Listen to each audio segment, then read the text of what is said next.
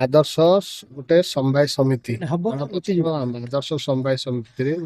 गोटे chilling unit milk chilling unit milk collection unit ता सहित दुग्ध परीक्षागार आज उद्घाटन होती सहित कमन सर्विस सेंटर गोटे सल्यूशन वन स्टॉप सल्यूशन कलापथर सेवा समवाय समिति रे विभिन्न प्रकार सुविधा सुजोग चाषी भाई मैंने पाइपर ता सहित जो मैंने दुग्ध चाष कर सुविधा सुजोग पाइपर ए सहित सब बड़ कथा ए चिलिंग यूनिट सहित 13 गोटी सेल्फ हेल्प ग्रुप को अटैच करा संलग्न करा मिल कलेक्शन करा ताकू प्रोसेसिंग करा ताकू सुरक्षित रखा उचित मूल्य जहाँ सरकार निर्धारित कर प्रदान करा कटक जिले में ये प्रथम प्रयास निश्चित भाव चाषी मान अर्थनैतिक अभिवृद्धि बहु प्रकार गोटे आश्वासन एवं तांको सांत्वना दऊ बांकी हूँ कोऑपरेटिव माटी समवायर माटी ये समवाय आंदोलन प्रथम भारत रे ये आज जो आमर ये कलापथर रे जो कार्यक्रम टी है आमको खुशी लगे अत्यंत प्रशंसनीय जे बांकी तार जो मूलदुआ सारा भारत में पकई आम बांकी आज जदि मिल्क सोसाइटी है मत लगे it is just added one more feather to the cooperative wings in बांकी तेणु निश्चित भाव में धन्यवाद दबा आमर सोसाइटीर कार्यकर्ता मानू ए सोसाइटीर जो मैंने सभ्यवृंद ए अंचल लोक मानू एभली गोटे प्रशंसनीय कार्यक्रम कले आमे आहुरी माने उत्साहित हवा जदि बांकीर आहुरी विभिन्न स्थान में एभली हम आम सरकार रे कामधेनु योजना जो है मु कहूली भाषण माध्यम आमर मंत्री गोकुलानंद मल्लिक को जो आम कहल जाए आज्ञा कौन 10-20 लिमिट देइछंती आम ब्लॉक मानक मत से न कले भाई ना आपड़ केते लोक अच्छा ने कामधेनु योजना दिज्व खुलम खुला तापर गोटे ब्लांकेट ऑर्डर होता ये हूँ सरकारी आमर योजनार कार्यक्रम आम लोक मैंने आम केते फायदा नवा केते करवा एवं आमर जो योजना सशक्तिकरण हम महिला हूँ आम चाषी हूँ वर्तमान सरकार आम सुजोग नवा मोर गोटे अनुरोध आपण मानी जो आम चाषी मानकर जेकोसी प्रोब्लेम ये समस्या आम दृष्टि को आणतु आम निश्चित भाव में आम बांकी ऑन प्रायोरिटी आम बांकी लोकंर सब प्रकार चाषी रे आम समस्त कार्यक्रम को किभली भाव में रिहर्सल करूँ सफलता दबू ये बोधे मोर प्रतिश्रुति नुहे प्रतिज्ञा आपण से अनुसार आपण माने मीडिया आपण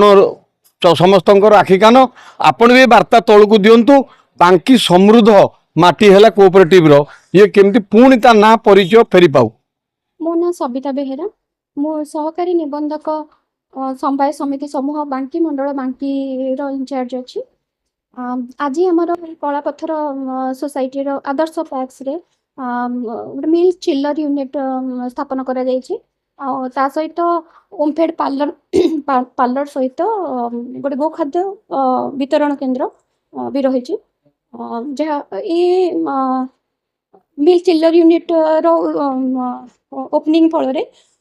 एठिकार थिबा चाषी माने दुग्ध चाषी माने से माने तांकर उत्पादित क्षीर को से माने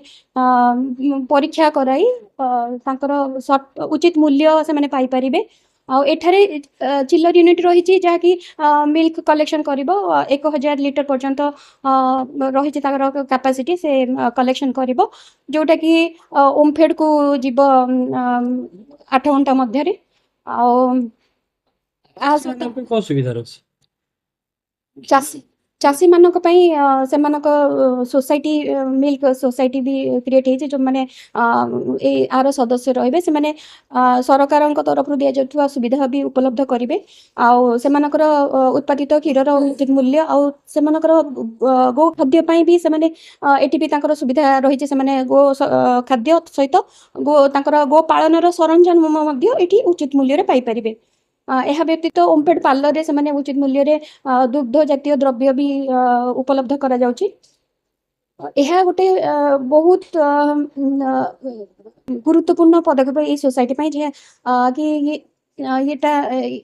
आदर्श पैक्स जेहेतु से करिवे बोली तांकर 2024 रु तांकर मान्यता दिया जायछि से अनेक गुडे उन्नतिमूलक कार्यक्रम निज हाथ को नहीं से सुचारू रूपे ताकू तुलौचंती एथिपाई सरकार मध्य विभाग माध्यम सहयोग करुछंती। कटक जिले में बहुत सोसाइटी थिला बेले जोटा कि बांकी ब्लॉक जोटा त्रिकुट 3टा जिलार संगम स्थल कटक जिलार शेष कलापथर एत बड़ है अतिथि मैंने भूरी भूरी प्रशंसा कले संपादक कौन कह कलापथर एरिया ଏଇଟା ଖୋର୍ଦ୍ଧା କଟକ ଆଉ ନୟାଗଡ଼ ର ଜଙ୍କସନ ପଏଣ୍ଟଟା ଏଇଟା ରହୁଛି। ତ ଏଇ ଅଞ୍ଚଳରେ ବହୁତ ଦୁଗ୍ଧ ଗୋପାଳକ ମାନେ ରହିଛନ୍ତି। ତ ସେମାନଙ୍କୁ ବହୁତ ସୁବିଧା ହେବ। ଆଉ ଆଗାମୀ ଦିନମାନଙ୍କରେ ଯେମିତିକି ଆମର MP ମହୋଦୟ କହିଲେ ପ୍ରଚେଷ୍ଟା କରିବା ପାଇଁ, ସେମିତି ବି ପଦକ୍ଷେପ ଏଇଟା ଗୋଟେ ପରୀକ୍ଷାମୂଳକ ଭାବରେ ନିଆଗଲା। ଓପନିଂ ଫାଷ୍ଟ ଜଷ୍ଟ ହେଲା, ଆଉ ଆଗାମୀ ଦିନରେ ବି ଆକୁ ବ୍ୟାପକ କରିବା ପାଇଁ ଚେଷ୍ଟା କରାଯିବ।